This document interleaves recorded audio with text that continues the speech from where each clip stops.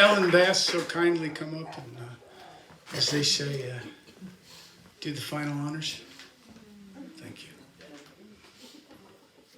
Well, I'm sure you know this, Nathan, but your father was crazy about you. He never stopped talking about how proud he was. It's such an emotional evening, isn't it? Marvin was so kind. I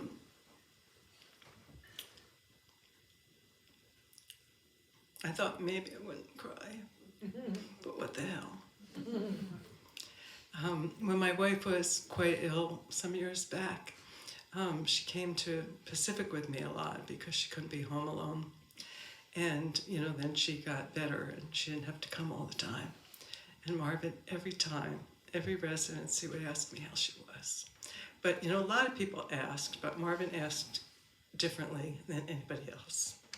Marvin would wait for a time that there was nobody else around, and when there was plenty of time, and he'd call me over. And I remember one time just so clearly sitting in the cafeteria.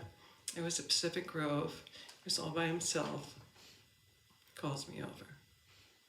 Sit down. How's Janet?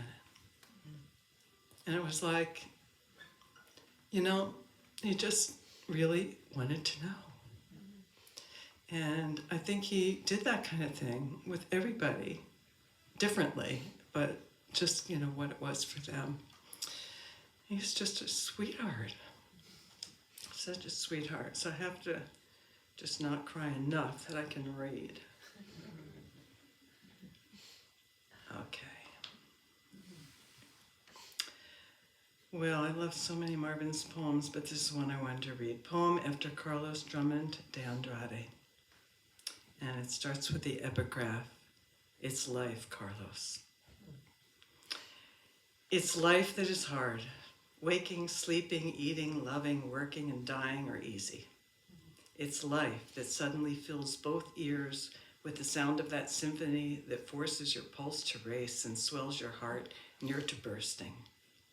It's life, not listening, that stretches your neck and opens your eyes and brings you into the worst weather of the winter to arrive once more at the house where love seemed to be in the air. And it's life, just life, that makes you breathe deeply in the air that is filled with wood smoke and the dust of the factory because you hurried, and now your lungs heave and fall with the nervous excitement of a leaf in spring breezes, though it is winter and you are swallowing the dirt of the town. It isn't death when you suffer. It isn't death when you miss each other and hurt for it. When you complain, that isn't death. When you fight with those you love, when you misunderstand, when one line in a letter or one remark in person ties one of you in knots, when the end seems near, when you think you will die, when you wish you were already dead, none of that is death. It's life, after all, that brings you a pain in the foot and the pain in the hand, a sore throat, a broken heart, a cracked back, a torn gut, a hole in your abdomen, an irritated stomach, a swollen gland, a growth, a fever, a cough, a hiccup, a sneeze, a bursting blood vessel in the temple. It's life, not nerve ends, that puts the heartache on a pedestal and worships it. It's life and you can't escape it. It's life and you asked for it. It's life and you won't be consumed by passion. You won't be destroyed by self-destruction. You won't avoid it by abstinence. You won't manage it by moderation, because it's life, life everywhere, life at all times. And so you won't be consumed by passion. You will be consumed by life. It's life that will consume you in the end, but in the meantime. It's life that will eat you alive, but for now. It's life that calls you to the street where the wood smoke hangs, and the bare hint of a whisper of your name, but before you go, too late.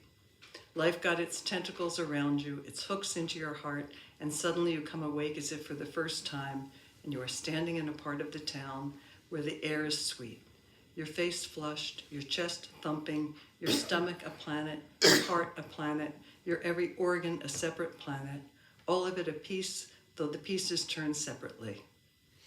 O silent, indications of the inevitable, as among the natural restraints of winter and good sense, life blows you apart in her arms.